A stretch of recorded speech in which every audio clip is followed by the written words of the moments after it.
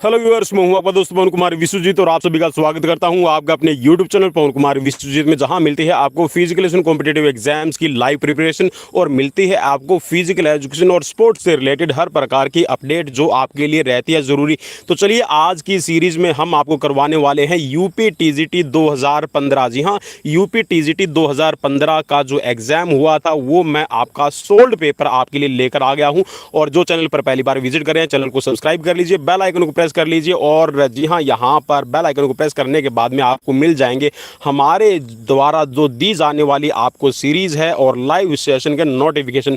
तो चलिए जल्दी से आ जाइए लाइव, और जो लाइव आ चुके हैं एक बार शेयर जरूर कर दीजिए। तो आज की सीरीज नंबर रहेगी 277। जी हाँ, आज की सीरीज नंबर 277 रहेगी आपके फिजिकल कॉम्पिटेटिव एग्जाम्स के लिए। तो चलिए, जी हाँ, यूपी टीजीटी का एग्जाम होने वाला है और मैं उम्मीद करता हूँ कि सभी साथियों की जो एग्जाम्स की प्रिपरेशन है वो यहाँ पर अच्छी चल रही होगी।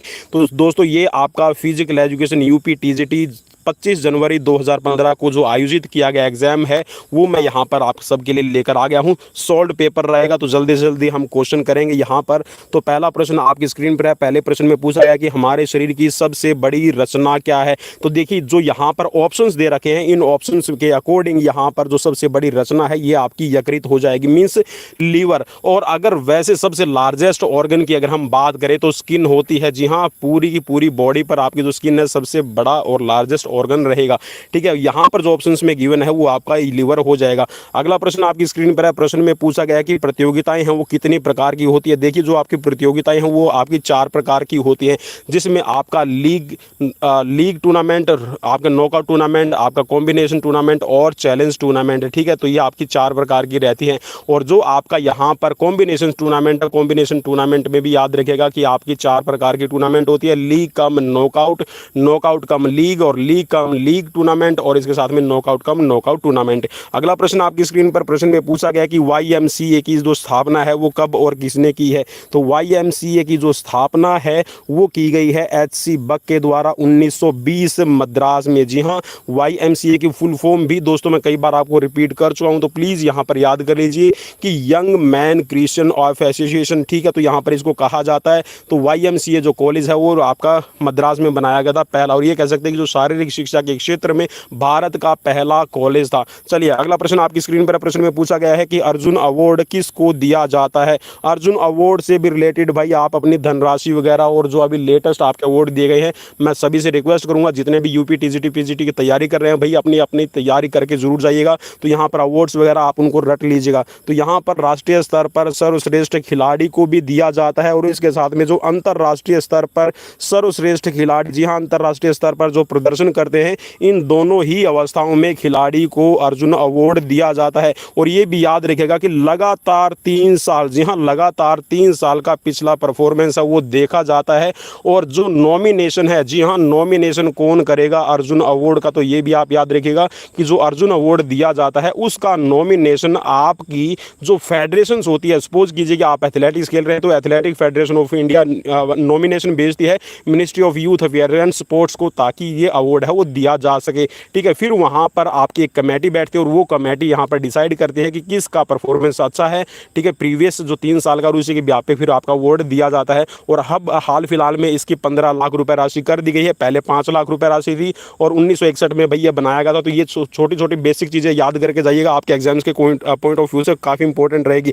अगला प्रश्न आपकी स्क्रीन पर प्रश्न में पूछा गया है आपसे ये कि एक स्वस्थ मनुष्य के अंदर श्वेत रक्त कणिकाओं की संख्या कितनी होती है। तो यहाँ पर एक मनुष्य की अगर हम बात करें और उसके अंदर जो आपके व्हाइट ब्लड सेल्स हैं, व्हाइट ब्लड सेल्स आपकी रोग प्रतिरोधक क्षमता के लिए ज़रूरी होते हैं। देखिए, जो बेसिक चीज़ें होंगी मैं इस एग्जाम्स के साथ में आपको बताता चलूँगा, टाइम लगेगा लेकिन यहाँ पर आपको इतना मैं क्लियर कर दूंगा। जी हाँ, अगर आप यहाँ पर सीरीज देख रहे हैं तो आपको इतना यहाँ पर क्लियर कर दूंगा, जितने भी क्वेश्चन होंगे आपको कभी भी दोबारा दोहराने की ज़रूरत नहीं पड़ेगी। तो यहाँ पर देखिए, जो आपके WBC संख्या में कम होते हैं, RBC ज़्यादा होते हैं, और प्लेटलेट्स आप ये कह सकते हैं कि मीडियम होते हैं, RBC सबसे ज़्यादा मिलेंगे आपके ब्लड के अंदर, ठीक है। और आरबीसी का काम होता है हीमोग्लोबिन का, और आप ये कह सकते हैं कि यहाँ पर जो ऑक्सीजन की कैरी करने की कैपेसिटी है, ऑक्सीजन को जी हाँ ट्रांसपोर्टेशन का काम है वो आपके रेड ब्लड सेल्स करते हैं। और जो डब्ल्यूबीसी है वो आपकी रोग प्रतिरोधक क्षमता के लिए जाने जाते हैं। तो यहाँ पर ये होते हैं आपके 5000 से लेकर 9000 प्रति क्यूबिक मिलीमीटर, ठीक है। याद रख लीजिएगा भाई, ये काफ़ी इंपॉर्टेंट क्वेश्चन रहेगा। अगला प्रश्न आपकी स्क्रीन पर प्रश्न में पूछा गया कि शरीर की रोगों से संघर्ष करने की शक्ति को कहते हैं। तो यहाँ पर जो शरीर की रोगों से लड़ने की जो कैपेसिटी होती है उसको आप इम्यून सिस्टम के नाम से जानते हैं, रोग प्रतिरोधक क्षमता इसको कहा जाता है। क्या कहा जाता है? रोग प्रतिरोधक क्षमता, ठीक है, याद रख लीजिएगा। अगला प्रश्न आपकी स्क्रीन पर है, प्रश्न में पूछा गया कि विश्व स्वास्थ्य संगठन के अनुसार, जी हाँ WHO कब बना था ये भी आप याद कर लीजिएगा, 1948 में। तो यहाँ पर ये पूछा गया है कि इसमें विश्व स्वास्थ्य संगठन के अनुसार यहाँ पर जो परिभाषा है वो क्या रहेगी। तो ये है आपकी, यहाँ पर परिभाषा की सीधी बात करेंगे तो यहाँ पर है स्वस्थ रोग या निर्बलता का मात्र अभाव नहीं, वरन शारीरिक, मानसिक तथा सामाजिक कल्याण की पूर्ण अवस्था है। जी हाँ, यहाँ पर विश्व स्वास्थ्य संगठन के अनुसार जो स्वस्थ है वो ये माना गया है कि ये रोगों या फिर निर्बलता का अभाव करना ही नहीं, वरन आपको शारीरिक, मानसिक तथा सामाजिक रूप से भी आपको पूर्ण बनाने का काम है वो आपका शारीरिक शिक्षा का रहता है। अगला प्रश्न आपकी स्क्रीन पर प्रश्न में पूछा गया कि भारत में महिला हॉकी क्लब की स्थापना कब हुई है। तो भारत में हॉकी महिला क्लब की जो स्थापना है वो 1975 में यहाँ पर यूपी टीजीटी के एग्जाम्स में इन्होंने सही माना था।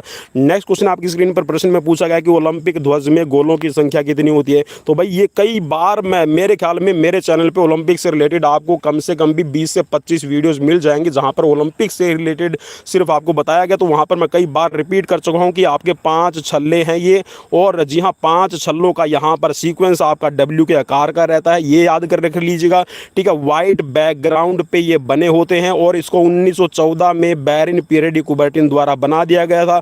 1916 में इसको फहराने की बात की गई थी, जी हाँ, लेकिन सेकेंड वर्ल्ड वॉर की वजह से जो आपका ये छठा ओलंपिक था ये नहीं हुआ था। तो 1920 के एटम वर्प में फहराया गया था। 1920 के एटम वर्प ओलंपिक में ही आपकी पहली बार ओथ टेकिंग सेरेमनी, जी हाँ पहली बार शपथ है वो खिलाड़ियों के द्वारा ली गई थी। और जो ये 5 छल्ले हैं आपस में जुड़े हुए हैं और ये आपके महाद्वीपों का प्रतीक हैं, ठीक है। कहीं पर आपको महादेश लिखा मिल जाएगा तो महादेश की जगह भाई आप यहाँ पर कर लीजिएगा उसको महाद्वीप। और यहाँ पर जो कलर का रंग है देखिए सीक्वेंशनल कलर आपको याद रखना है, जी हाँ सीक्वेंस में याद रखना है, ये आपका रहेगा नीला, ठीक है, ये वाला नीला रहेगा शुरू में, इसके बाद में है आपका पीला, इसके बाद में काला कलर का छल्ला रहेगा, उसके बाद में फिर आपका हरा और लास्ट में रहेगा आपका लाल, ठीक है। जो आपका पीला छल्ला है, जी हाँ पीला जो छल्ला है ये आपका जो पीला छल्ला नीला जो छल्ला बना हुआ है ये है आपका यूरोप का, उसके बाद में पीला है एशिया के लिए, काला है अफ्रीका के लिए, हरा है ऑस्ट्रेलिया के लिए और आपका रेड है अमेरिका के लिए।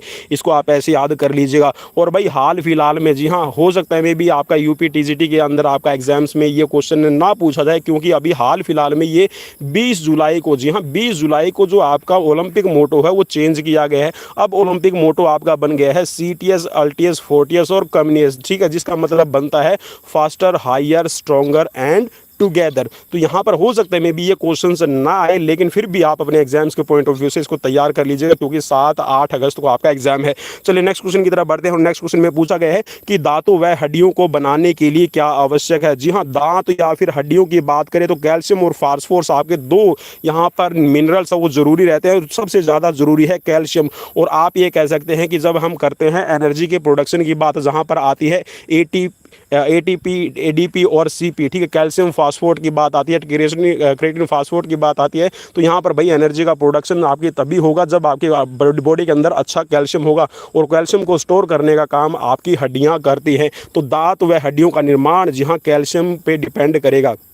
अगला प्रश्न आपकी स्क्रीन पर, द्रोणाचार्य अवार्ड किसको दिया जाता है। और द्रोणाचार्य अवार्ड दिया जाता है यहाँ पर कोचेज को, जो प्रशिक्षक होते हैं उनको दिया जाता है, फिजिकल एजुकेटर को भी दिया जाता है, प्रोफेसर को भी दिया जाता है, जो खिलाड़ी तैयार करने का काम करते हैं। और यहाँ पर ये भाई आप याद रख लीजिएगा, रेगुलर कैटेगरी के अंदर अभी 10 लाख रुपए इसमें दिए जाते हैं। और जो आपका लाइफ टाइम है, लाइफ टाइम के लिए यहाँ पर 15 लाख रुपए दिए जाते हैं। यहाँ पर ये चीज़ जरूर याद करके जाइएगा। और यहाँ पर 1985 में इसको पहली बार शुरू किया गया था। ये बेसिक हैं, ये चीज़ें याद रख लीजिएगा, काफ़ी इंपॉर्टेंट रहेगा आपके लिए। चलिए अगला प्रश्न आपकी स्क्रीन पर, और प्रश्न में पूछा गया है कि प्रयास व त्रुटि का जो सिद्धांत है किसके द्वारा दिया गया है। तो यहाँ पर जो ट्रायल एंड एरर की थ्योरी है, ठीक है, लॉ ऑफ एक्सरसाइज है, लॉ ऑफ यूज डिसयूज, तो भाई ये सारे के सारे आपके थॉर्नडाइक ने दिए हैं, ठीक है, थॉर्नडाइक ने दिए हैं, याद कर लीजिएगा, काफ़ी इंपॉर्टेंट रहेगा। और जो थॉर्नडाइक है वो अमेरिका से संबंधित है, ये भी आप याद कर लीजिएगा। अगला प्रश्न आपकी स्क्रीन पर प्रश्न में पूछा गया, प्रश्न नंबर रहेगा 13, और यहाँ पर जी हाँ मुझे पट गया है बेरा। तो बेरा क्या है, यहाँ पर देख लीजिए, पता चल गया है कि ये जो आपका क्वेश्चन है काफ़ी इंपॉर्टेंट आपके एग्जाम्स के लिए रहेगा।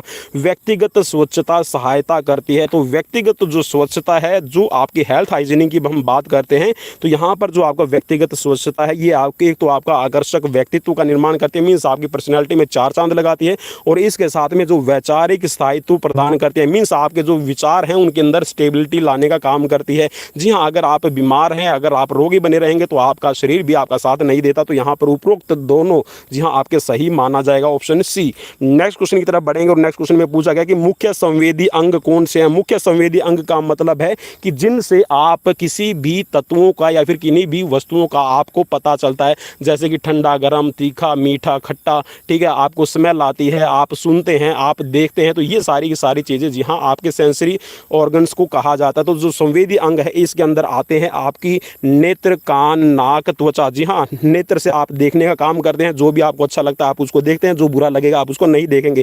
कान है, ये आपके सुनने के लिए आपकी हेल्प करते हैं, और कान जी हाँ अपने आप में आपकी बॉडी का जी हाँ बाहरी एनवायरनमेंट से बैलेंस बनाने के लिए भी आपका काम करते हैं। और कभी आप अकेले में एक बीप की आवाज़ लंबी वो अपने कानों में सुन सकते हैं, तो ये आपका बाहरी एनवायरनमेंट से बैलेंस बनाने का काम करती है। अगला है आपका नाक। जी हाँ, नाक आपकी अंदर, आपके नाक में स्मेल के रिसेप्टर होते हैं, जो स्मेल के रिसेप्टर आपको जी हाँ सुगंध के बारे में बताते हैं, और हम अपने जीवन में कम से कम भी जी हाँ 50,000 से भी ज़्यादा अलग अलग तरह की जो सुगंधें हैं वो सूंघ सकते हैं, ठीक है। और इसके साथ में है त्वचा। जी हाँ, त्वचा है वो हमारी बॉडी से आपका स्वेट, जी हाँ पसीना, मीन्स बॉडी का जो टेम्परेचर है उसको डाउन करने में हमारी हेल्प करती है, और उसके साथ में जो ठंडा गर्म है उसका हमें एहसास करवाती है। अगला प्रश्न आपकी स्क्रीन पर प्रश्न में पूछा गया कि बास्केटबॉल में मैच की शुरुआत कैसे होती है। तो बास्केटबॉल का जो मैच है वो थ्रो बॉल या फिर आप कह सकते हैं जंप ऑफ के साथ में इसको स्टार्ट किया जाता है। बॉल है वो बीच में उछाली जाती है। अगला प्रश्न आपकी स्क्रीन पर प्रश्न में पूछा गया है कि वंशानुक्रम व्यक्ति की जन्मजात विशेषताओं का संपूर्ण योग है, यह परिभाषा किसने दी है। तो ये परिभाषा दी गई है BN झा की। भाई याद कर लीजिएगा, परिभाषाओं को भी आप याद करके जाइएगा, काफ़ी इंपॉर्टेंट रहेंगी परिभाषाएं, क्योंकि ये मान के चलिए कि आपके एक एग्जाम के अंदर अगर 125 क्वेश्चन है तो 125 में से 10 डेफिनेशंस आपको लगभग मिल जाती हैं। चलिए अगला प्रश्न आपकी स्क्रीन पर प्रश्न में पूछा गया है आपसे ये कि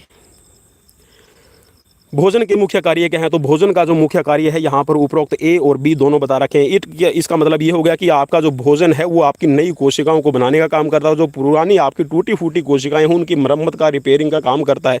जी हाँ, भोजन के अंदर प्रोटीन, कार्बोहाइड्रेट, आपका मिनरल्स, फैट और विटामिन आपके जरूरी है, और सबसे ज़्यादा अमाउंट आप लेते हैं पानी की। जी हाँ, एक दिन में आपको 3 से लेकर 4 लीटर पानी की जरूरत पड़ती है। चलिए मैं यहाँ पर एक चीज़ आपको बेसिक बता देता हूँ। जितना भी आपका बॉडी वेट है, सपोज कीजिए कि किसी के अंदर बॉडी वेट है यहाँ पर 60, तो 60 को आप जी हाँ 10 से आप डिवाइड कर लीजिए। 10 से डिवाइड करने के बाद में आपका यहाँ पर आपको 6 मिल जाएगा, ठीक है।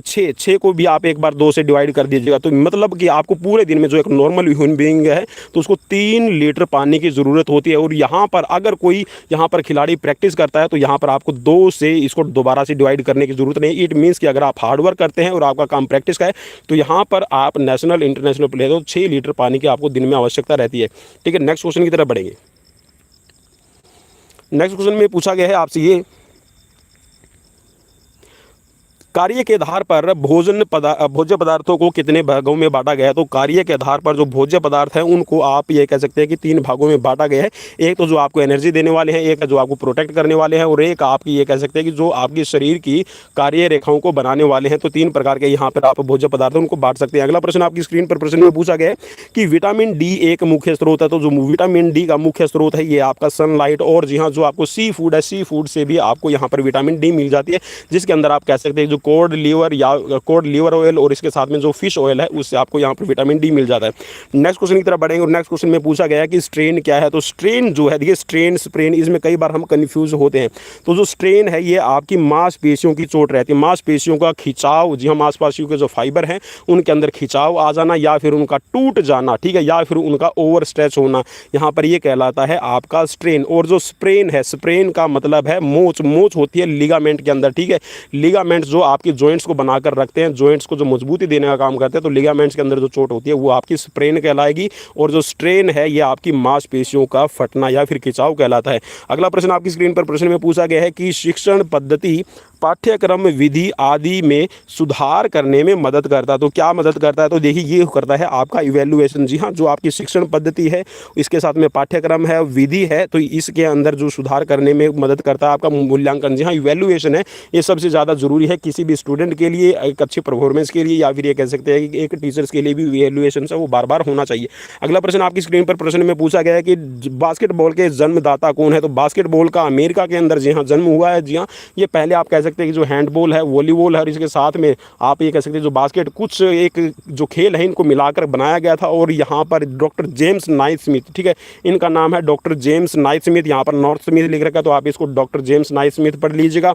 और इसके साथ में इसमें जो पहले यहाँ पर खिलाड़ियों की संख्या होती थी वो होती थी आपकी 30 से लेकर 40 खिलाड़ी इसके अंदर खेलते थे शुरू में, लेकिन फिर बाद में इसकी जो संख्या है वो निर्धारित कर दी गई है। अगला प्रश्न आपकी स्क्रीन पर प्रश्न में पूछा गया कि बास्केटबॉल कोर्ट की माप क्या होती है। काफ़ी इंपॉर्टेंट रहेगा। तो बास्केटबॉल कोर्ट की जो माप है ये 28 मीटर लंबा और 15 मीटर चौड़ाई का रहता है। अगला प्रश्न आपकी स्क्रीन पर प्रश्न में पूछा गया है कि किस रक्त वर्ग में किस रक्त वर्ग के व्यक्ति को सर्वप्रदाता कहा जाता है। तो जी हाँ, सर्वप्रदाता का मतलब है यूनिवर्सल डोनर। तो जो यूनिवर्सल डोनर है ये है आपका रक्त वर्ग ओ। जी हाँ, ब्लड ग्रुप ओ है वो सभी को दे सकते हो। और आप बोलेंगे सर इसमें भी कौन सा दे सकता है, तो भाई इसके अंदर भी जो ओ नेगेटिव होता है, ओ नेगेटिव सभी को दे सकता है, ठीक है, ओ नेगेटिव, ठीक है, इसके अंदर भी मैं ओ नेगेटिव बता रहा हूँ। चलिए नेक्स्ट क्वेश्चन की तरफ बढ़ेंगे। नेक्स्ट क्वेश्चन आपकी स्क्रीन पर है।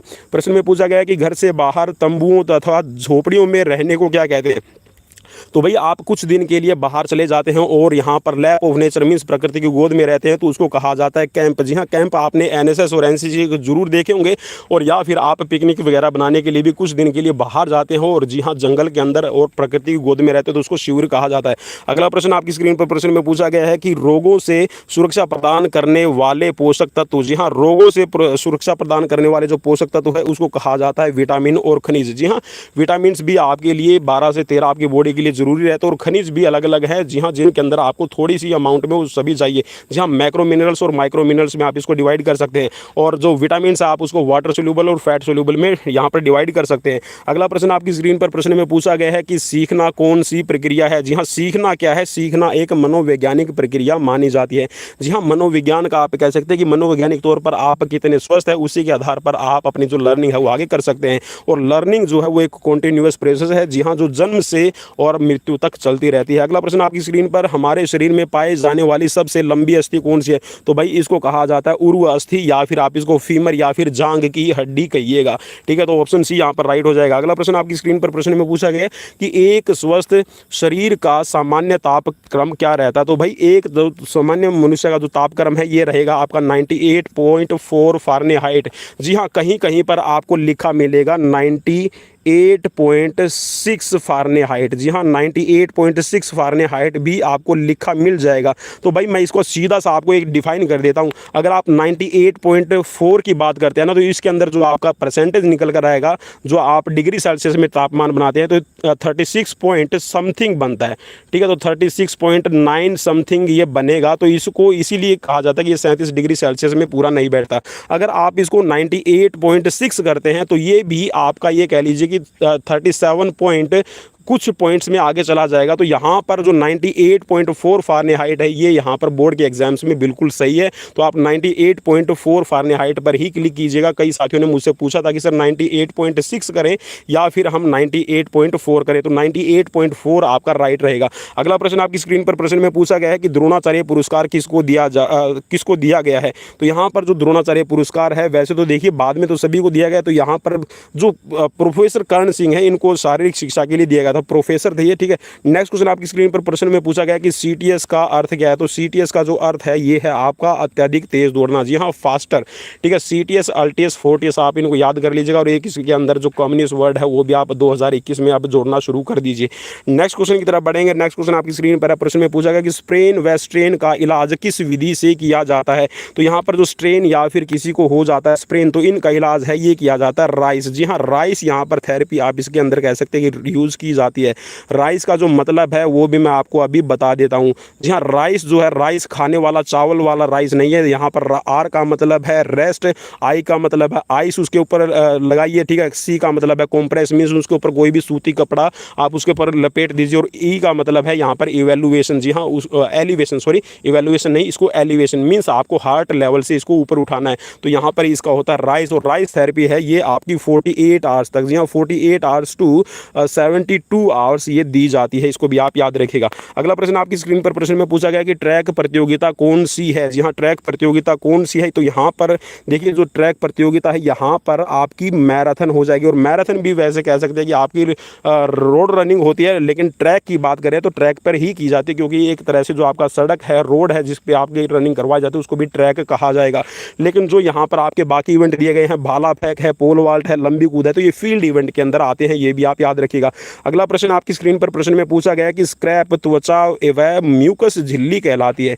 तो जो स्क्रैप त्वचा या फिर म्यूकस झिल्ली क्या कहलाती है, तो ये आपकी कहलाएगी आपकी एब्रेशन, मीन्स आपकी त्वचा कट जाती है या फिर छिल जाती है तो उसको कहा जाता है आपका एब्रेशन, ठीक है।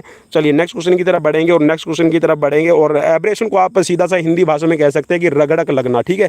चलिए नेक्स्ट क्वेश्चन आपकी स्क्रीन पर, खो खो मैदान की परिमाप क्या है। तो भाई खो खो मैदान की परिमाप जब ये 2015 के अंदर लिया गया था तो ये आपकी थी यहाँ पर, जी हाँ, 29-16, लेकिन अब हाल फिलहाल में आप इसको, जी हाँ, 29 को निकाल दीजिएगा और इसको यहाँ पर 27 कर लीजिएगा। तो 27 गुना 16 यहाँ पर अभी जो एग्जैक्ट है वो मेजरमेंट है आपकी खो खो की। और जो टाइमिंग है ये हो जाएगी आपकी 48 मिनट, जी हाँ, 55 से अब घटाकर आपकी 48 मिनट्स कर दी गई है, ये भी आप याद रखिएगा। अगला प्रश्न आपकी स्क्रीन पर प्रश्न में पूछा गया कि शारीरिक शिक्षा का मुख्य लक्ष्य क्या है। तो भाई सिंपल सा क्वेश्चन यहाँ पर टीजीटी ने पूछा था। तो यहाँ पर ये है कि आपके व्यक्तित्व का सर्वांगीण विकास करना, जी हाँ, व्यक्ति के व्यक्तित्व का सर्वांगीण विकास करना, और जिसके अंदर आपकी ये आती हैं सामाजिक विकास, शारीरिक विकास, मानसिक विकास और बौद्धिक या फिर कह सकते हैं कि जो आत्मिक विकास है, सभी आपके आ जाएंगे। और इसके अंदर आपका संवेगात्मक विकास, ठीक है। तो ये आपके जो शारीरिक शिक्षा का लक्ष्य है उसके उद्देश्य हो जाएंगे। अगला प्रश्न आपकी स्क्रीन पर प्रश्न में पूछा गया है कि अभ्यास का नियम को किस नाम से जाना जाता है। तो अभ्यास का जो नियम है उसको उपयोग और अनुपयोग के नियम से नाम से माफ़ी चाहूँगा दोस्तों, यहाँ पर नेटवर्क है वो डिस्टर्ब कर गया था और मेरे हिसाब से आपको जो 37 नंबर क्वेश्चन है वो समझ में नहीं आएगा। तो एक बार फिर से मैं रिपीट कर रहा हूँ कि जो अभ्यास का नियम है, लॉ ऑफ एक्सरसाइज है, इसको कहा जाता है उपयोग और अनुपयोग का नियम। जी हाँ, आप यहाँ पर इसको इंग्लिश में कह सकते हैं कि law of use and disuse, ठीक है। इसको लर्निंग का नियम कहा जाता है, ठीक है। तो इस नाम से भी इसको जाना जाएगा, अभ्यास के नियम को, ठीक है। थॉर्नडाइक ने दिया है, ये भी आप जरूर याद रखेगा। जी हाँ, गौण नियम, और आप कह सकते हैं कि प्राथमिक और गौण, प्राथमिक को प्राइमरी, ठीक है, लर्निंग आपके प्राइमरी लॉ ऑफ लर्निंग और यहाँ पर सेकेंडरी लॉ ऑफ लर्निंग इनको कहा जाता है। तो आप इनको याद रख लीजिएगा। अगला प्रश्न आपकी स्क्रीन पर प्रश्न में पूछा गया कि पेशीय विज्ञान का जनक किसे कहते हैं। पेशीय विज्ञान का जनक किसको कहा जाता है। तो ये है आपके अरस्तु। जी हाँ, पेशीय का जो मांसपेशी विज्ञान है उसके विज्ञान को कहा जाता है, ठीक है। अरस्तु इनको कहा जाता है, ठीक है, जनक। और नेक्स्ट क्वेश्चन आपकी स्क्रीन पर प्रश्न में पूछा गया है कि लोगों को मुक्त समय का रचनात्मक उपयोग करने के लिए प्रशिक्षित करना कहलाता है। जी हाँ, जो खाली समय है, आप ये कह सकते हैं कि जब आपके पास में कुछ खाली समय बचता है तो उसके लिए आपको कोई प्रशिक्षित करे तो उसको क्या कहा जाता है। तो ये आप कहते हैं इसको एंटरटेनमेंट। एंटरटेनमेंट का मतलब है कि जो आपकी हॉबीज़ है उस आप हॉबीज़ को खाली समय में करते हैं, चाहे आपका गार्डनिंग का है या फिर आपका पेंटिंग है, म्यूजिक का है, डांसिंग का है, कुछ भी शौक हो सकता है। तो ये आपके मनोरंजन के साधन होते हैं जो आपके रचनात्मक कार्यों को आप ये कह सकते हैं कि जो क्रिएटिविटी के अंदर यूज कर सकते हैं। अगला प्रश्न आपकी स्क्रीन पर प्रश्न में पूछा गया कि सीखने के स्थानांतरण का सिद्धांत कौन सा है। तो सीखने के जो स्थानांतरण का जो सिद्धांत है ये आपका इसमें कहलाएगा अनुकरण का सिद्धांत।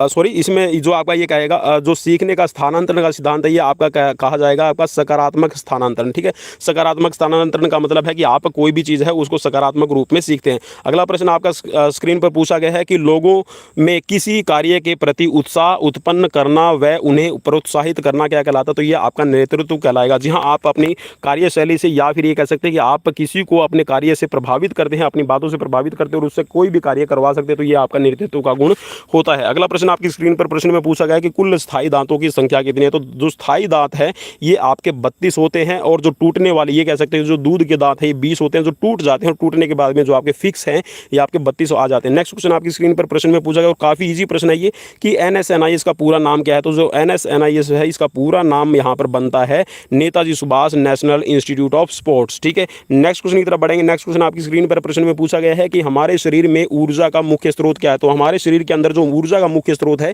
ये होता है कार्बोहाइड्रेट। जी हाँ, कार्बोहाइड्रेट सबसे पहला आपका सोर्स है जिससे आपको इंस्टेंट एनर्जी मिलने का काम होता है। जी हाँ, अब आप बोलेंगे कि सर ग्लूकोज है, तो ग्लूकोज भी भाई आपको कार्बोहाइड्रेट का ही एक टाइप है। ठीक है, तो यहाँ पर सबसे ज़्यादा आपको इंस्टेंट एनर्जी है वो कह सकते हैं जो शरीर के अंदर सबसे पहले ऊर्जा आपकी खर्च होगी तो वो कार्बोहाइड्रेट से होगी, उसके बाद में प्रोटीन और उसके बाद में लास्ट में होती है आपकी यहाँ पर फैट से। ठीक है, तो 1 ग्राम जो आपका कार्बोहाइड्रेट है, 1 ग्राम कार्बोहाइड्रेट से आपको मिलती है 4 किलो कैलोरीज। ठीक है, 1 ग्राम प्रोटीन से आपको मिलती है 4 किलो कैलोरीज। ठीक है, और 1 ग्राम आपका अगर आपका फैट है तो 1 ग्राम फैट से आपको 9 किलो कैलोरीज मिलती है। ये भी आप याद कर लीजिएगा, क्वेश्चन में आपको इजीली मिल जाएगा। नेक्स्ट क्वेश्चन आपकी स्क्रीन पर प्रश्न में पूछा गया कि वसा में घुलनशील विटामिन कौन से हैं। जी हाँ, फैट सोल्यूबल विटामिन कौन से हैं, आपसे सीधा सा ये पूछा गया कि वसा के अंदर घुलनशील कौन से। तो ये है आपके vitamin A, D, E, K। ठीक है, इन सब के अंदर दूसरों के अंदर देखिए विटामिन B, C दिए हुए हैं। ठीक है, यहाँ पर भी B, C है और यहाँ पर भी B, C दिए हुए हैं, तो ये आपके होते हैं फैट सोल्यूबल। जी हाँ, B और C है फैट सोल्यूबल, नहीं आपके वाटर सोल्यूबल होंगे, और बाकी जो vitamin A, D, E, K ठीक है तो ये आपके होते हैं fat soluble vitamin. Next question आपकी स्क्रीन पर प्रश्न में पूछा गया है कि स्किनर के द्वारा सीखने के संबंधित दी गई परिभाषा है। तो जो स्किनर ने सीखने से संबंधित परिभाषा दी है ये है आपकी सीखना व्यवहार में उत्तरोत्तर सामंजस्य की प्रक्रिया है। जी हाँ, सीखना व्यवहार में उत्तरोत्तर सामंजस्य मीन्स बाद में जो आप सामंजस्य करते हैं अपने पिछले अनुभवों को और अपने नए अनुभवों को, तो ये आपका सीखना कहलाता है आपके व्यवहार से। नेक्स्ट क्वेश्चन आपकी स्क्रीन पर प्रश्न में पूछा गया है कि वातावरण का अर्थ है। वातावरण का अर्थ क्या है भाई, तो वातावरण है आपके आसपास का जो भी बाहरी शक्ति आपको प्रभावित करती है। ठीक है, जो भी आपके आसपास में वो आपका हवा पानी, ठीक है, कोई समाज हो सकता है किसी भी तरह का। ठीक है, जो आपके वातावरण में जिस समाज के अंदर जिस वातावरण में आप रहते हैं और जो जिससे आप प्रभावित रहते हैं तो वो आपका वातावरण कहलाएगा। अगला प्रश्न आपकी स्क्रीन पर प्रश्न में पूछा गया कि लीग प्रतियोगिता को कहते हैं। तो लीग प्रतियोगिता को यहाँ पर कहा जाता है राउंड रोबिन टूर्नामेंट। जी हाँ, राउंड रोबिन टूर्नामेंट के साथ में इसका दूसरा नाम भी याद कर लीजिएगा, इसको कहा जाता है बर्गर टूर्नामेंट। जी हाँ, बर्गर खाने वाला बर्गर है, उससे आप याद रख लीजिएगा। जी हाँ, याद रख लीजिएगा कि मुझे बर्गर खाना है तो मुझे लीग टूर्नामेंट भी खेलनी है, तो यहाँ पर बर्गर को भी आप याद कर लीजिएगा। ठीक है, नेक्स्ट क्वेश्चन की तरफ बढ़ेंगे। नेक्स्ट क्वेश्चन आपकी स्क्रीन पर प्रश्न में पूछा गया है कि समाचार पत्र टीवी प्रदर्शनी किसके मुख्य साधन है। जी हाँ, तो जो आपके टीवी आप देखते हैं, जो आपका टीवी आप देखते हैं, समाचार पत्र है, प्रदर्शनी है, या फिर ये कह सकते हैं कि कोई भी आपकी जैसे कि कोई आपकी प्रदर्शनी, या फिर उसको क्या कहते हैं इंग्लिश में क्या कहा जाएगा, चलिए मैं भूल गया इंग्लिश में क्या कहा जाएगा उसको। ठीक है, तो जो आपकी प्रदर्शनी लगाई जाती है, टीवी आपका होता है, ठीक है, समाचार पत्र है एग्जीबिशन। ठीक है, प्रदर्शनी को एग्जीबिशन कहा जाता है, भाई याद आ गया। ठीक है, तो ये आपका जी हाँ जनसंपर्क के साधन है, यहाँ से आप इनसे जनसंपर्क जल्दी ही कर सकते हैं। अगला प्रश्न आपकी स्क्रीन पर प्रश्न में पूछा गया है कि विभिन्न संस्थानों के खिलाड़ियों के मध्य आयोजित की जाने वाली प्रतियोगिता। जी हाँ, अलग अलग संस्थान के जो खिलाड़ी होते हैं उनके बीच में जो आप प्रतियोगिता करवाते हैं उसको एक्स्ट्रा मुरल कहा जाता है, और एक ही संस्था के खिलाड़ियों के बीच में जो आपका कॉम्पिटिशन होता है उसको कहा जाता है आपका इंट्रामुरल। अगला प्रश्न जो यहाँ पर इंट्रामुरल और एक्स्ट्रामुरल है ये लैटिन वर्ड है, इनको भी याद रख लीजिएगा। ठीक है, एक्स्ट्रामुरल और इंट्रामुरल। इंट्रा का मतलब होता है विद इन और म्यूरल का मतलब है वॉल। ठीक है, यहाँ पर एक्स्ट्रा है, एक्स्ट्रा का मतलब होता है आउट ऑफ द वॉल। ठीक है, आउट ऑफ, और म्यूरल का मतलब है वॉल। ठीक है, चलिए अगला प्रश्न आपकी स्क्रीन पर प्रश्न में पूछा गया है कि वॉलीबॉल कोर्ट की माप क्या रहती है। तो वॉलीबॉल कोर्ट की जो माप रहेगी ये हो जाएगी आपके 18 मीटर लंबा और 9 मीटर चौड़ा। अगला प्रश्न आपकी स्क्रीन पर प्रश्न में पूछा गया कि व्यायाम का श्वसन संस्थान पर होने वाला प्रभाव। जी हाँ, ये उपयुक्त तो सभी जो है ये आपके श्वसन संस्थान पर प्रभाव डालते हैं। व्यायाम जी हाँ एक्सरसाइज है, ये आपके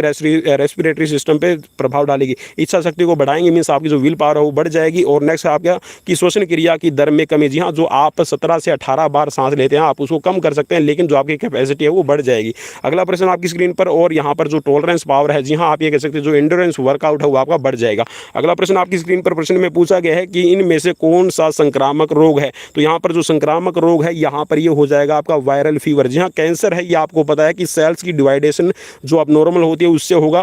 ठीक है, और हड्डी का टूटना, जी हाँ ये आपका कोई यहाँ पर संक्रामक रोग नहीं है। और दिल का दौरा, ये भी आपका संक्रामक रोग नहीं है। अगला प्रश्न आपकी स्क्रीन पर प्रश्न में पूछा गया है कि बेरी-बेरी नामक बीमारी किस विटामिन की कमी से होती है? तो ये आपका विटामिन बी 1 की कमी से होती है, जिसको थायमिन कहा जाता है, ठीक है? विटामिन बी 1 की कमी से बेरी-बेरी रोग होता है। अगला प्रश्न आपकी स्क्रीन पर प्रश्न में पूछा गया कि संक्रामक रोग वह रोग है जो एक दूसरे से प्रत्यक्ष या अप्रत्यक्ष रूप से छूने पर फैलता है। संक्रामक का मीन्स जो आपका कम्युनिकेट करे, जी हाँ, एक से दूसरे व्यक्ति में चला जाए। जैसे कि आपका कोविड है, वायरल फीवर है, इसके साथ में कफिंग है, ठीक है, आपका स्नीजिंग या फिर ये कह सकते हैं जिसको कोल्ड है, ठीक है। तो ये सर्दी खांसी जो आपकी होती है और इसके साथ में जो टीबी है, ये भी आपका एक दूसरे से संचार करता है। तो यहाँ पर आपका राइट हो जाएगा कि एक दूसरे से डायरेक्टली या इनडायरेक्टली जो फैलने वाले रोग हैं वो होते हैं आपके कम्युनिकेबल डिजीज। नेक्स्ट क्वेश्चन आपकी स्क्रीन पर प्रश्न में पूछा गया है कि कोहनी व घुटने की संधि में पाई जाती है। कोहनी की संधि और घुटने की जो संधि होती है वो कौन सी होती है? तो ये आपकी कब्जा संधि को आप इंग्लिश में कह सकते हैं कि आपका जो हिंज जॉइंट है, जैसे कि दीवार के अंदर आपका जो आप दरवाजा फिट करते हैं, ठीक है, जो आपका दरवाजा है वो आपका हिंज जॉइंट का एग्जाम्पल है। और जहां पर आपका तो आपने कब्जा जरूर लगा हुआ देखा होगा, तो अगर अपने घर में नहीं देखा तो एक बार दरवाजे को खोलकर और बंद करके देखिए, तो दरवाजा वो एक ही साइड में आपका मूवमेंट करेगा। अगला प्रश्न आपकी स्क्रीन पर प्रश्न में पूछा गया कि हीमोग्लोबिन बनाने के लिए किस तत्व की आवश्यकता होती है? तो हीमोग्लोबिन को बनाने के लिए भाई आपकी जरूरत पड़ती है आपको लोहे की। और हीमोग्लोबिन, जी हाँ, ऑक्सीजन को कैरी करने के लिए, ऑक्सीजन का ट्रांसपोर्टेशन करने के लिए बहुत ही ज़्यादा इंपॉर्टेंट आपका तत्व है। और अगर हीमोग्लोबिन की कमी हो जाए तो इसको कहा जाता है एनीमिया, ठीक है, आयरन की कमी आप इसको कह सकते हैं। और याद रखिएगा कि जो हीमोग्लोबिन है वो भी अपने आप में एक प्रोटीन का ही टाइप है। अगला प्रश्न आपकी स्क्रीन पर प्रश्न में पूछा गया है यहाँ पर आपसे ये कि किसी संस्थान की चार दीवारी के अंदर आयोजित होने वाली प्रतियोगिता कौन सी है? तो ये मैं आपको पहले ही बता चुका हूँ, ये है आपकी इंट्रामुरल। अगला प्रश्न आपकी स्क्रीन पर प्रश्न में पूछा गया है कि हमारा हृदय 1 मिनट में कितनी बार धड़कता है? तो यहाँ पर देखिए ऑप्शंस में जो आपका 72 के करीब है, तो ये है आपका 72 से 75 बार। जी हाँ, ये डिपेंड करता है इंडिविजुअल की, 70 भी हो सकता है, 72 भी हो सकता है, 75 भी हो सकता है। तो यहाँ पर जो आपका राइट है, यहाँ पर 72 से 75 आपका क्लिक कीजिएगा, राइट हो जाएगा। अगला प्रश्न आपकी स्क्रीन पर प्रश्न में पूछा गया है कि बालक बालिकाओं में भिन्नता का आधार क्या है? तो ये है आपका लिंग भेद। जी हाँ, जो सबसे बड़ा भिन्नता का आधार बनता है, बेसिक जो है, ये है आपका लिंग भेद कि आप मेल हैं या फिर फीमेल है। और इसी के आधार पर आप ये कह सकते हैं कि आपका जो बॉडी स्ट्रक्चर है वो भी यहाँ पर आप डिफाइन कर सकते हैं। अगला प्रश्न आपकी स्क्रीन पर प्रश्न में पूछा गया कि बास्केटबॉल का भार कितना होता है? तो बास्केटबॉल का जो भार है भाई ये अब चेंज हो चुका है, ठीक है, 625 ग्राम आपका ये कह सकते हैं कि लास्ट आपका हो सकता है, ठीक है, 625 ग्राम भी ज़्यादा हो जाएगा, अब ये यहाँ पर कम हो चुका है, ठीक है। चलिए नेक्स्ट क्वेश्चन की तरफ बढ़ेंगे। नेक्स्ट क्वेश्चन आपकी स्क्रीन पर प्रश्न में पूछा गया है कि शरीर निर्माण भोज्य पदार्थों में अधिक पाया जाता है। देखिए मैंने क्वेश्चंस आपको वही बताए हैं जो यहाँ पर आपके जो यूपी उत्तर प्रदेश जो बोर्ड है उन्होंने जो सही माने थे वही मैं आपको करवा रहा हूँ। शरीर निर्माण भोज्य पदार्थों में अधिक पाया जाता है, तो यहाँ पर जो शरीर निर्माण भोज्य पदार्थ है वो कौन सा होता है? तो जो शरीर का निर्माण, आपकी जो मसल्स की रिपेयरिंग और जो आपकी कोशिकाएं हैं, जो टिश्यूज़ हैं जो टूट गए हैं उनकी रिपेयरिंग का काम है ये प्रोटीन करता है। तो यहाँ पर इसको कहते हैं बिल्डिंग ब्लॉकर आपका न्यूट्रिएंट्स। अगला प्रश्न आपकी स्क्रीन पर प्रश्न में पूछा गया कि लंबी अस्थियों का मानव शरीर में क्या कार्य है? तो जो लंबी अस्थियां हैं ये आपके मानव शरीर में आपके उत्तोलक का कार्य करते हैं, लीवर का कार्य करते हैं। और हमारे शरीर में लगभग जो 3rd टाइप लीवर है वो सबसे ज़्यादा आपको मिलेगा, ठीक है। होते तो सभी हैं लेकिन जो 3rd क्लास लीवर है, ठीक है। लीवर भी आप याद रखिएगा 3 तरह के लीवर होते हैं। क्लास 1, जी हाँ, इनको क्लास 1, क्लास 2, क्लास 3 से इनको डिफाइन किया जाएगा। तो याद रखिएगा 3 तरह के आपके जो लीवर है वो आपके शरीर में होते हैं, ठीक है। और सबसे ज़्यादा जो 3rd टाइप लीवर है वो आपका काम करेगा, ठीक है। चलिए अगला प्रश्न आपकी स्क्रीन पर प्रश्न में, और लीवर का काम, भाई लीवर सिर्फ आपके शरीर में ऐसे नहीं है कि आपके शरीर में लीवर डाले गए हैं, जो हड्डियां हैं वो लीवर का काम करती हैं। अगला प्रश्न आपकी स्क्रीन पर प्रश्न में पूछा गया कि राइबोसोम्स क्या कार्य करता है? तो राइबोसोम्स है ये प्रोटीन का संश्लेषण, जी हाँ, प्रोटीन को तोड़ने का काम करता है और प्रोटीन की फैक्ट्री आप इसको कह सकते हैं। अगला प्रश्न आपकी स्क्रीन पर प्रश्न में पूछा गया कि एड्स नहीं फैलता? तो जो एड्स है ये आपका रोगी से, जी हाँ, जो रोगग्रस्त व्यक्ति है उसको हाथ अगर आप मिलाते हैं, ठीक है, तो उससे नहीं फैलेगा। बाकी आपका अगर आप सेक्स संबंध बनाते हैं या फिर आप यौन संबंध बनाते हैं, ठीक है, इससे फैलेगा। और अगर आप ब्लड डोनेट करते हैं या फिर किसी का दूषित ब्लड लेते हैं तो इससे फैल सकता है। और माँ से गर्भ के अंदर पल रहे शिशु के अंदर, और जी हाँ, अगर आप शेविंग करवाने के लिए जा रहे हैं तो जो ब्लेड्स वगैरह है, नीडल्स वगैरह है, उनसे भी, जी हाँ, सिरिंज वगैरह, अगर आपको कोई भी डिजीज़ है या फिर ये कह सकते हैं कि अगर आप किसी का इंजेक्शन ले रहे हैं या कोई वैक्सीन ले रहे हैं तो उससे भी आपका हो सकता है। तो देखिए दूषित सुई है उसका आप प्रयोग ना कीजिएगा। अगला प्रश्न आपकी स्क्रीन पर प्रश्न में पूछा गया कि पारिवारिक मनोरंजन है, पारिवारिक मनोरंजन को आप क्या संज्ञा देंगे? तो पारिवारिक मनोरंजन को कहा जाएगा कि ऐसे कार्यक्रम का चयन परिवार द्वारा अपने अवकाश के क्षणों को व्यस्त रहने के लिए आयोजित किए जाते हैं। जी हाँ, आप अपने घर में अपने आप को जब अवकाश होता है या फिर कोई भी आपका खाली टाइम होता है तो उसमें आप अपने आप को बिजी रखने के लिए जो कार्य करते हैं उनको पारिवारिक मनोरंजन कहा जाता है। अगला प्रश्न आपकी स्क्रीन पर प्रश्न में पूछा गया कि हमारे शरीर में कितनी जोड़ी पसलियां हैं। जी हाँ, पसलियों का मतलब है रिब्स, और रिब्स हैं आपकी टोटल पेयर की बात कर रहा है, जोड़े की बात कर रहा है, तो यहाँ पर जो जोड़ी पसलियां हैं ये आपकी 12 होती हैं और टोटल संख्या में आपकी 24 हो जाएंगी। ठीक है, जो आपकी छाती या फिर ये कह सकते हैं कि जो थोरेसिक आपका केज बनाती है, ठीक है, जो थोरेसिक केज बनता है, जो थोरेसिक कैविटी बनती है जिसके अंदर आपके लंग्स, आपका हार्ट है, ठीक है, सेफ रहते हैं। अगला प्रश्न आपकी स्क्रीन पर प्रश्न में पूछा गया है कि अनुशासन, ईमानदारी, आकर्षक व्यक्तित्व किसके गुण है। तो ये एक नेता के गुण होते हैं कि वो अनुशासित रहे, ईमानदार रहे और जहां आकर्षक व्यक्तित्व का धनी रहे, तो ये होते हैं एक नेता के गुण। बाकी भैया आजकल के नेता ईमानदार है या नहीं है, आकर्षक व्यक्तित्व है या नहीं है, जहां फिटनेस है उनकी है या नहीं है, और डिसिप्लिन है या नहीं है, या आप मुझे कमेंट बॉक्स में भी कमेंट करके बता सकते हैं। अगला प्रश्न आपकी स्क्रीन पर प्रश्न में पूछा गया है कि हृदय की मांसपेशियां किस प्रकार की होती हैं। तो जो हृदय की मांसपेशियां ये आपकी जी हाँ अनैच्छिक रहती हैं। अनैच्छिक का मतलब है कि ये आपकी इच्छा के द्वारा काम नहीं करती, इनका अलग से एक पेस मेकर होता है, ये कह सकते हैं कि एक सेंट्रल नर्वस सिस्टम है। ठीक है, सीएनएस इसको कहा जाता है। ठीक है, सीएनएस सेंट्रल नर्वस सिस्टम। ठीक है, और पेस मेकर का काम है वो करता है एसए नोड। ठीक है, एसए नोड को आप कह सकते हैं पूरा साइनो एट्रियल नोड। ठीक है, तो जो साइनो एट्रियल नोड है वो एक अलग से पेस मेकर का काम करता है, एक अलग से ही कह सकते हैं कि जो सेंट्रल नर्वस सिस्टम इसका काम करेगा। अगला प्रश्न आपकी स्क्रीन पर प्रश्न में पूछा गया कि लैंगरहैंस की द्वीपिकाओं से किस हार्मोन का स्रावण होता है। तो जो लैंगरहैंस है ये आपकी जो द्वीपिका यहाँ पर बात कर रहा है, तो लैंगरहैंस आपका पाया जाता है आपकी पैनक्रियाज के अंदर, और पैनक्रियाज के अंदर जो लैंगरहैंस है ये आपका इंसुलिन का सेक्रेशन करता है, और जो आपका पैनक्रियाज है वो कह सकते हैं कि जो इंटरनल और एक्सटर्नल दोनों ही तरह का आपका जो सेक्रेशन का काम करती है। ठीक है, ग्लैंड्स। चलिए अगला प्रश्न आपका प्रश्न करते हैं। प्रश्न पर नंबर है 71 और 71 नंबर प्रश्न में पूछा गया है कि कौन ब्लड बैंक की तरह कार्य करता है। तो ब्लड बैंक या फिर इसको ग्रेवयार्ड भी कह सकते हैं आप, कब्रगाह भी आप इसको कह सकते हैं, तो ये है आपकी प्लीहा। ठीक है, प्लीहा को कहा जाता है ब्लड बैंक या फिर ये ग्रेवयार्ड ऑफ आप भी इसको कह सकते हैं। अगला प्रश्न आपकी स्क्रीन पर प्रश्न में पूछा गया कि चोट लगने पर रक्त को जमाने का कार्य कौन करता है। तो जो चोट आपको लगती है और उसके बाद में जो आपका रक्त जम जाता है उसको करता है आपका थ्रोम्बोसाइट, और थ्रोम्बोसाइट को आप कह सकते हैं प्लेटलेट्स। ठीक है, अगला प्रश्न आपकी स्क्रीन पर प्रश्न में पूछा गया है कि चेचक, छोटी माता, तपेदिक आदि किस माध्यम से फैलने वाले संक्रामक रोग हैं। तो जो चेचक है आपका, तपेदिक है और छोटी माता है, तो ये आपके संचार करते हैं वायु के द्वारा। ठीक है, अगला प्रश्न आपकी स्क्रीन पर प्रश्न में पूछा गया है आपसे ये कि एक डेफिनेशन दी गई, और डेफिनेशंस भैया बड़ी मुश्किल रहती है। चलिए एक डेफिनेशन से रिलेटेड मैं आजकल मैं आपके लिए एक सीरीज करवा दूंगा जहां पर मैं आपको सारी डेफिनेशंस कोशिश करूंगा कि जो मेन डेफिनेशंस है आपके एग्जाम्स के पॉइंट ऑफ व्यू से वो आपको करवा दी जाए।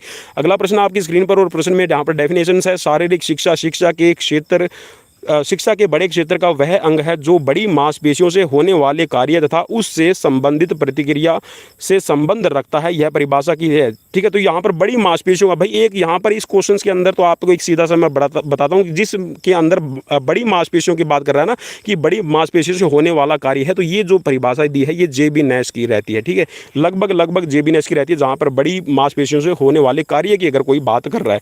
अगला प्रश्न आपकी स्क्रीन पर प्रश्न में पूछा गया कि एड्स फैलता है, तो एड्स किसके द्वारा फैलता है। तो एड्स है ये आपका एक HIV वायरस होता है जिसको ह्यूमन इम्यूनोडेफिशिएंसी वायरस कहा जाता है। तो ह्यूमन इम्यूनोडेफिशिएंसी वायरस है यही आपका जी हाँ यहाँ पर एड्स का कारण बनता है। चलिए अगला प्रश्न आपकी स्क्रीन पर प्रश्न में पूछा गया, और यहाँ पर जो इसका उद्भवन काल है, मीन्स यहाँ पर जो इसकी प्रोबेबिलिटी आपको दिखाई देती है कि कितने साल में दिखाई देगा, तो ये लगभग आपका 8 से 9 साल के अंदर इसका पता चलता है कि एड्स हो गया है। अगला प्रश्न आपकी स्क्रीन पर शैक्षिक व्यायाम है। जी हाँ, शैक्षिक व्यायाम कौन से हैं, तो ये उपयुक्त सभी हो जाएंगे। शैक्षिक का मतलब है यहाँ पर जो मार्चिंग है, योगासन है और हस्तमुक्त व्यायाम है। ठीक है, यहाँ पर आप इसको पढ़ते भी हैं और इसको करते भी हैं। ठीक है, मीन्स यहाँ पर डेमोन्स्ट्रेशंस और लेक्चर मेथड यहाँ पर दोनों ही आपके लिए यहाँ पर उपयुक्त रहते हैं इसके अंदर।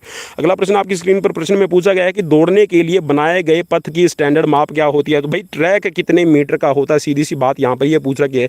जो ट्रैक है स्टैंडर्ड ट्रैक जहाँ पर आपके कॉम्पिटिशन्स करवाए जाते हैं, और देखिए ट्रैक भी आजकल 2 तरह के होने लगे हैं, एक होता है इंडोर ट्रैक और एक होता है आउटडोर। तो यहाँ पर जो स्टैंडर्ड ट्रैक है वो 400 मीटर का होता है, और जो यहाँ पर आपका इंडोर ट्रैक होता है वो 200 मीटर का। जी हाँ, आजकल इंडोर ट्रैक है वो 200 मीटर का भी बनाया जाने लगा और वहाँ पर भी आपके कॉम्पिटिशन्स होते हैं। अगला प्रश्न आपकी स्क्रीन पर प्रश्न में पूछा गया कि अर्जुन अवार्ड कौन देता। तो अर्जुन अवार्ड दिया जाता है जी हाँ राष्ट्रपति के द्वारा, और 29 अगस्त जी हाँ 29 अगस्त को बनाया जाता है स्पोर्ट्स डे। तो स्पोर्ट्स डे के ऊपर ही यहाँ पर जो अवार्ड्स हैं ये सारे दिए जाते हैं। अगला प्रश्न आपकी स्क्रीन पर प्रश्न में पूछा गया कि NCC व NSS जैसे शिविरों के आयोजन को प्रोत्साहित करने वाले अभिकरण कौन से हैं। तो यहाँ पर ये होती है आपकी शासकीय एजेंसियां, जी हाँ शासकीय एजेंसियां हैं जो आपके एनएसएस और एनसीसी के जो आपके शिविर हैं, कैंप्स हैं, उनका आयोजित और उनको प्रोत्साहन का काम करती है। जैसे कि आपके कॉलेजेस हो गए, आपका किसी भी इंस्टीट्यूट के अंदर अगर आपको एनएसएस या एनसीसी मिलती है, जैसे यूनिवर्सिटी है, कॉलेजेस हैं, तो यहाँ पर आपके होते हैं एनएसएस और एनसीसी के शिविर, या फिर इनको कह सकते हैं कैंप। अगला प्रश्न आपकी स्क्रीन पर प्रश्न में पूछा गया कि वातावरण के भेद कौन से हैं। तो वातावरण के भेद कौन से है भाई, तो वातावरण आपका अनुकूल या फिर प्रतिकूल हो सकता है, जी हाँ आपके अकॉर्डिंग और आपके प्रतिकूल भी हो सकता है।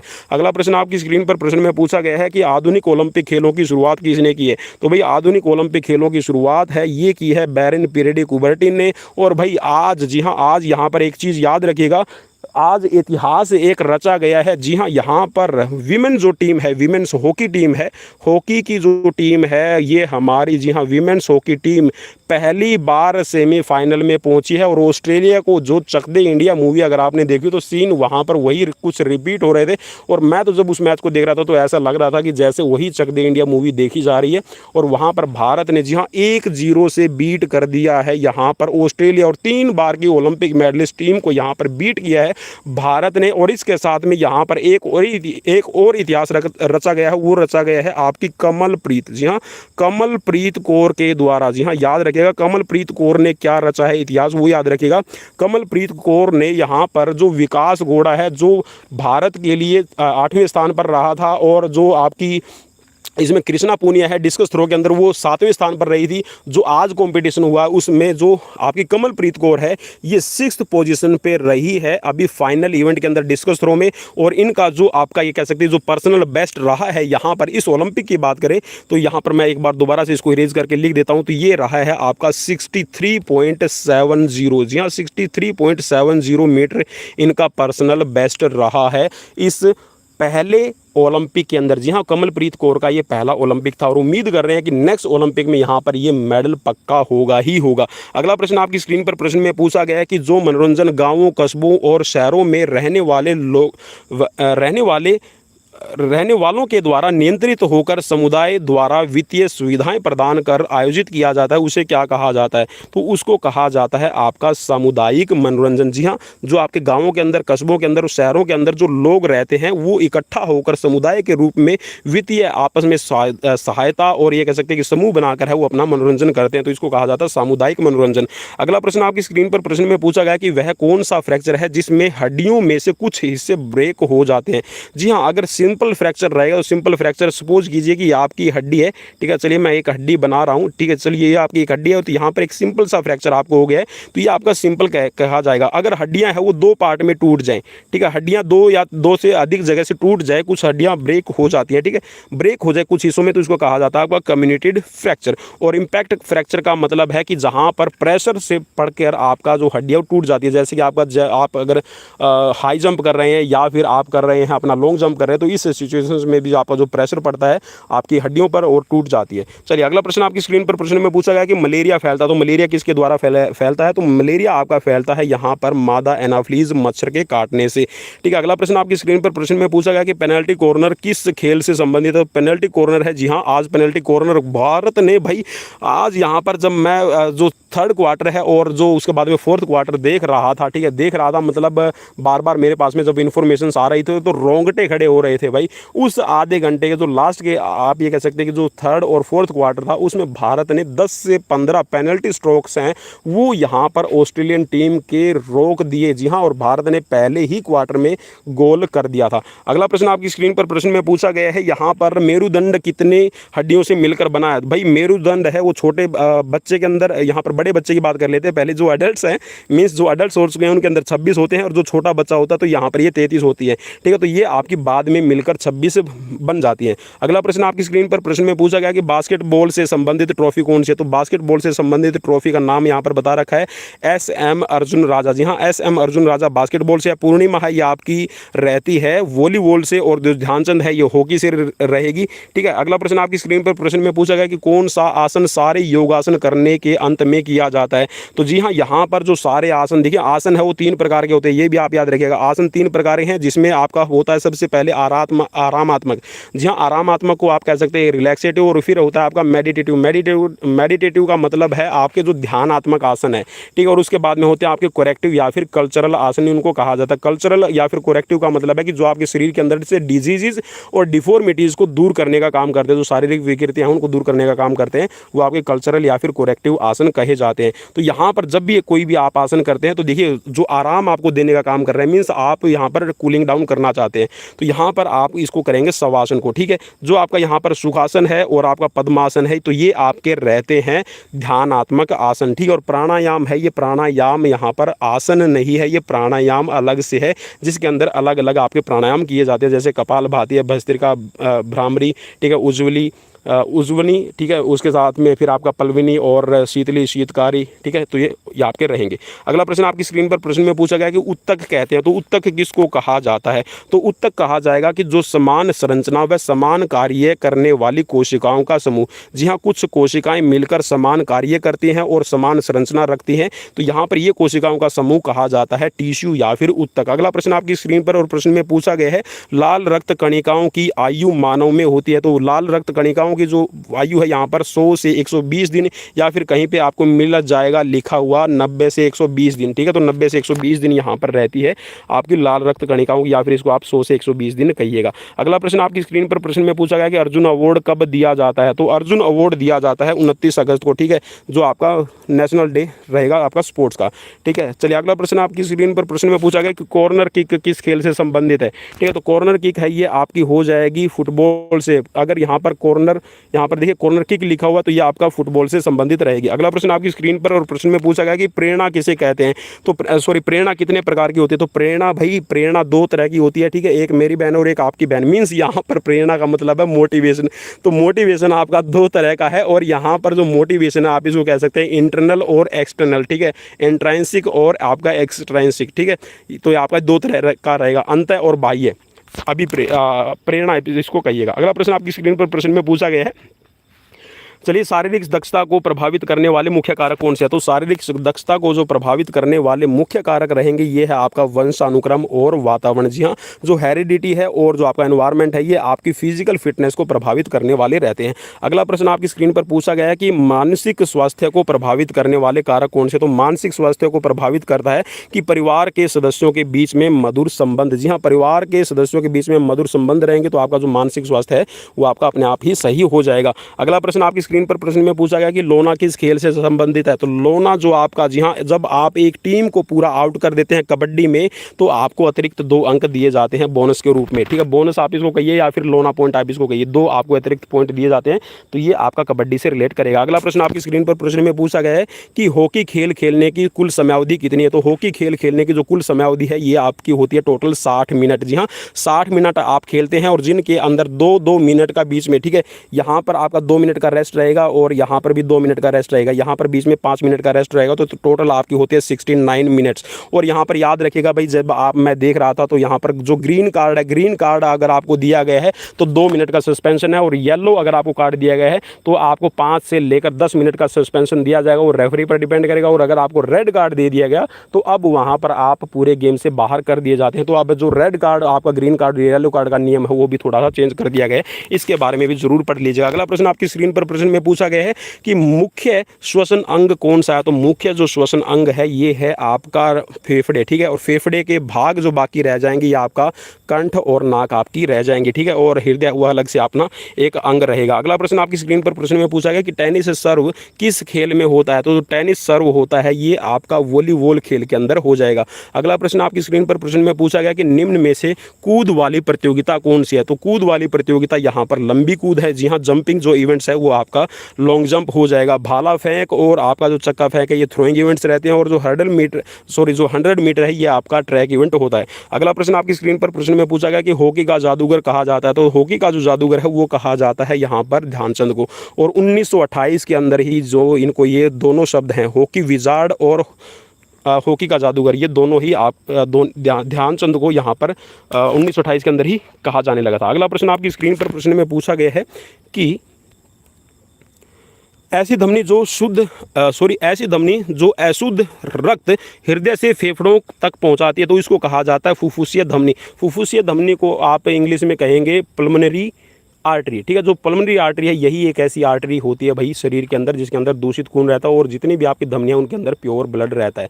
ठीक है, और एक यहाँ पर होती है पल्मोनरी वेन, और पल्मोनरी वेन एक ऐसी एक्सेप्शनल केस है, अपवाद के रूप में है, जिसके अंदर आपका शुद्ध रक्त रहता है। ठीक है, और जितनी भी आपकी वेन्स है, शिराएं हैं, उनके अंदर आपका अशुद्ध रक्त रहता है। ठीक है, चलिए अगला प्रश्न आपकी स्क्रीन पर प्रश्न में पूछा गया कि मानव शरीर में कुल कितनी हड्डियां पाई जाती है। तो मानव शरीर के अंदर जो कुल हड्डियां पाई जाती है वो 206 पाई जाती हैं। अगला प्रश्न आपकी स्क्रीन पर प्रश्न में पूछा गया कि राजीव गांधी खेल रत्न अवार्ड की नगद पुरस्कार राशि कितनी है। तो भाई 2015 के अंदर क्वेश्चन पूछा गया था, तब थी 7.5 लाख और अब ये हो गई है आपकी 25 लाख रुपए। ठीक है, कमेंट मत कीजिएगा इस बात के लिए, तो मैंने बता दिया 25 लाख रुपए। अगला प्रश्न आपकी स्क्रीन पर प्रश्न में पूछा गया कि अनैच्छिक पेशी का दूसरा नाम क्या है। अच्छी आपकी ये अनैच्छिक का मतलब है जो आपकी इच्छा से काम ना करे, तो इनको कहा जाता है अरेखित। ठीक है, अनस्ट्रिप्ड मसल्स। ठीक है, अनस्ट्रिप्ड मांसपेशी भी इनको कहा जाता है, या फिर आप इसको अनैच्छिक मांसपेशी कहिए जो आपकी इच्छा से काम नहीं करती। जी हाँ, आपका जो लंग्स है, आपका डाइजेस्टिव सिस्टम है, आपका किडनी है, ये आपकी इच्छा से काम नहीं करती। अगला प्रश्न आपकी स्क्रीन पर प्रश्न में पूछा गया है, यहाँ पर बैडमिंटन तथा टेनिस जैसे खेलों के लिए कौन सी प्रतियोगिता उपयुक्त है। जी हाँ, जो आप टेनिस खेल रहे हैं या फिर आप बैडमिंटन खेल रहे हैं तो यहाँ पर इसको कह सकते हैं कि जो चैलेंज आपकी टूर्नामेंट होती है, चैलेंज टूर्नामेंट यहाँ पर सबसे बेटर रहेगी। अगला प्रश्न आपकी स्क्रीन पर प्रश्न में पूछा गया है कि पेशीय विज्ञान के अंतर्गत किसका अध्ययन किया जाता है। तो जो पेशी विज्ञान है इसके अंतर्गत आपका गति का अध्ययन किया जाता है, और पेशी विज्ञान को आप यहाँ पर कह सकते हैं किन्जियोलॉजी। ठीक है, अगला प्रश्न आपकी स्क्रीन पर प्रश्न में पूछा गया है कि शेल्डन द्वारा दिया गया वर्गीकरण कौन सा है। तो जो शेल्डन ने यहाँ पर वर्गीकरण किया है ये है आपका एंडोमॉर्फिक, मेसोमॉर्फिक और एक्टोमॉर्फिक। ठीक है, और यहाँ पर जो ये आपका एंडोमॉर्फ, मेसोमॉर्फ और एक्टोमॉर्फ है, इसी के सिद्धांत पर आपका जो सोमैटोटाइप है वो भी बनाया गया है। ठीक है, आप इसको भी याद जरूर कर लीजिएगा। अगला प्रश्न आपकी स्क्रीन पर प्रश्न में पूछा गया है कि विटामिन ए की कमी से होने वाला रोग कौन सा है। तो विटामिन ए की कमी से नाइट ब्लाइंडनेस और रतौंधी रोग आपका हो जाता है। अगला प्रश्न आपकी स्क्रीन पर प्रश्न में पूछा गया कि हॉकी स्टिक का वजन कितना होता है। तो हॉकी की स्टिक है वो 28 औंस की रहती है, और भाई एक रिंग बनी होती है एक जो रिंग है वो बनी होगी आपकी 2 इंच की। ठीक है, 2 इंच का मतलब है 5 सेंटीमीटर का एक रिंग होगा। ठीक है, उसके अंदर से आपकी जो हॉकी की स्टिक है वो गुजर जानी जरूरी है। अगर नहीं गुजरती है तो आपकी वो हॉकी है वो सही नहीं मानी जाएगी। अगला प्रश्न आपकी स्क्रीन पर प्रश्न में पूछा गया कि कोशिका के किस भाग को power house of the cell कहा जाता है। तो power house of the cell कहा जाता है माइटोकॉन्ड्रिया का, ऊर्जा का ग्रह। ठीक है, सेल के लिए। अगला प्रश्न आपकी स्क्रीन पर एड्स का अर्थ क्या है। तो एड्स का अर्थ यहाँ पर फुल फॉर्म पूछी गई है, तो ये होती है आपकी एक्वायर्ड एमिनो डेफिशिएंसी सिंड्रोम। जी हाँ, एक्वायर्ड एमिनो डेफिशिएंसी सिंड्रोम। और 1 दिसंबर को, जी हाँ 1 दिसंबर को याद रख लीजिएगा, बनाया जाता है एड्स डे। अगला प्रश्न आपकी स्क्रीन पर है। चलिए अगला प्रश्न आपकी स्क्रीन पर लेकर आ रहा हूं। अगला प्रश्न आगे है, लेडी रतन टाटा कप प्रतियोगिता किस खेल से संबंधित है। तो लेडी रतन टाटा कप है ये आपका हॉकी खेल से संबंधित रहेगा। अगला प्रश्न आपकी स्क्रीन पर, kho kho federation of India की स्थापना कब हुई। चलिए भाई, यहाँ पर बहुत बार साथियों ने मुझसे बोला कि 1960 और यहाँ पर देखिए दिया हुआ भी है 1960। चलिए अब मैं इसका यहाँ पर आपको एक एक्सेप्शनल केस दिखाऊंगा। एक्सेप्शनल केस का मतलब है आपको एक रिटन एविडेंस दिखाऊंगा जिसमें आपको 1955 लिखा मिल जाएगा और आपका डाउट दूर हो जाएगा। और ये है जो आपकी यहाँ पर बाय लॉज बनाए जाते हैं, आपके जो पदाधिकारी चुने जाते हैं kho kho federation of India के, उनके पदाधिकारियों का जो बाय लॉज है वहाँ पर लिखा हुआ है कि जो एस्टेब्लिशमेंट है आपकी kho kho federation of India की, ये 1955 में हुई है। और बिल्कुल इस वीडियो के लास्ट में आपको मैं दिखाने वाला हूँ प्रूफ। चलिए अगला प्रश्न आपकी स्क्रीन पर प्रश्न में पूछा गया कि हमारा शरीर असंख्य छोटी जीवित कोशिकाओं का बना होता है, तो इनको क्या कहा जाता है। तो भैया जो छोटी छोटी आपकी जीवित इकाइयाँ होती हैं जो आपका मिलकर शरीर का निर्माण करती है, तो ये होती है आपकी कोशिका। अगला प्रश्न आपकी स्क्रीन पर प्रश्न में पूछा गया है कि YWCA क्लब बालिका गाइड किस अभिकरण के अंतर्गत आते हैं। तो ये स्वयंसेवी होते हैं। स्वयंसेवी का मतलब है कि इनमें जो आपके वॉलेंटियर्स है वो तैयार किए जाते हैं। अगला प्रश्न आपकी स्क्रीन पर प्रश्न में पूछा गया है कि मानव शरीर में कुल कितनी पेशियां पाई जाती है। तो मानव शरीर में भैया जो कुल पेशियां पाई जाती है वो 600 से अधिक पाई जाती है। अब जो टोटल है एग्जैक्ट वो मैं आपको बता देता हूँ, तो ये है आपकी 639। ठीक है, अगला प्रश्न आपकी स्क्रीन पर प्रश्न में पूछा गया है कि मनोरंजन उपलब्ध कराने वाले अभिकरण कितने प्रकार के होते हैं। तो मनोरंजन को उपलब्ध कराने वाले जो अभिकरण है ये आपके 4 प्रकार के हो जाएंगे। ठीक है, अगला प्रश्न आपकी स्क्रीन पर प्रश्न में पूछा गया है, रक्त किस प्रकार का ऊतक है। तो जो रक्त है ये आपका संयोजी ऊतक हो जाएगा। ठीक है, अगला प्रश्न आपकी स्क्रीन पर प्रश्न में पूछा गया है कि किस संधि की अस्थि को 360 डिग्री में घुमाया जा सकता है। तो इसको कहते हैं कंदुक खली का संधि। मीन्स आप इसको कहिएगा आपका बाल एंड सॉकेट जॉइंट, ठीक है, बाल एंड सॉकेट जॉइंट, दो मेन आपको एग्जांपल देता हूं। तो ये है एक आपका शोल्डर और एक है आपका हिप जॉइंट। अगला प्रश्न आपकी स्क्रीन पर प्रश्न में पूछा गया है कि स्वाद इंद्रियां का मुख्य अंग कौन सा है। तो जो स्वाद इंद्रियां हैं, जी हाँ, जिससे आप यहाँ पर जो टेस्ट है उसका पता लगा लेते हैं। तो जो स्वाद इंद्रियां हैं, टेस्ट बर्ड्स हैं, ये आपकी जीभ के ऊपर होती हैं और ये लगभग आपकी 10,000 से ज़्यादा रहती है। अगला प्रश्न आपकी स्क्रीन पर प्रश्न में पूछा गया है, आपकी स्थायी दांत कितने प्रकार के होते हैं। तो स्थायी दांत है आपके 4 प्रकार के होते हैं, जिनमें आपके चीरने वाले, फाड़ने वाले, मसलने वाले और कुचलने वाले। तो आप इसको ऐसे पढ़ सकते हैं, सीजर, कैनाइन, प्रीमोलर और मोलर। अगला प्रश्न आपकी स्क्रीन पर प्रश्न में पूछा गया है कि कर्णों की क्रियाविधि कौन सी है। तो जो कान है वो आपके क्या करते हैं शरीर के अंदर। तो ये आपका श्रवण का और संतुलन दोनों का काम करते हैं। तो ऑप्शन यहाँ पर डी आपका राइट हो जाएगा। और यहाँ पर लास्ट प्रश्न आज का ये पूछा गया है कि लाल रक्त कणिकाओं का निर्माण कहाँ होता है। तो जो लाल रक्त कणिकाएं हैं रेड बोन मैरो के अंदर आपकी बनती है। तो यहाँ पर अस्थि मज्जा आप इसको कह सकते हैं, ठीक है, बोन मैरो के अंदर आपकी जो आरबीसीज है इनका निर्माण होता है। तो ये थे आज के फटाफट 124 प्रश्न थे यहाँ पर इसके अंदर, ठीक है। यूपी टीजीटी का जो एग्जाम था 2015 के अंदर आया हुआ था। तो मेरे पास में यही क्वेश्चन थे, तो ये मैंने आपको करवा दिए। चलिए अब वो प्रूफ की बात कर लेते हैं। भाई आप बार बार बोलेंगे तो आप देखिए, ये आपकी स्क्रीन पर आपको लिखा हुआ दिखाई दे रहा है, memorandum and bylaws of kho kho federation of India, memorandum of association. और इसके नीचे बिल्कुल यहाँ पर आपको देखिए सुनहरे अक्षरों के अंदर लिखा हुआ, सुनहरे तो नहीं है यहाँ पर ब्लैक, जहाँ इंक से जरूर लिखा हुआ है, established in the year of 1955। जी हाँ, इंडिया की जो आपकी kho kho federation of India है ये आपकी 1955 के अंदर एस्टेब्लिश हुई थी। तो ये थी आपके लिए इंफॉर्मेशन जो आपके kho kho federation of India की स्थापना से रिलेटेड थी। और ये थे आज के आपके लिए यहाँ पर, जी हाँ, यूपी टीजीटी का एग्जाम। तो कैसा लगा प्लीज़ मुझे कमेंट बॉक्स में कमेंट करके ज़रूर बताइएगा। अगर सीरीज़ अच्छी नहीं लगी तो आप लाइक कीजिए, और अगर सीरीज़ अच्छी लगी है तो डिसलाइक कीजिए। चलिए मैं उल्टा बोल गया हूँ, जानबूझ के बोला है। चलिए, और अगर आपको सब्सक्राइब नहीं करना चाहते तो आप हमें सब्सक्राइब कर लीजिए, क्योंकि यहाँ पर हम ऐसी ही सीरीज़ आपको प्रोवाइड करवाते रहते हैं। तो मिलते हैं नेक्स्ट वीडियो में। Till then bye bye, take care.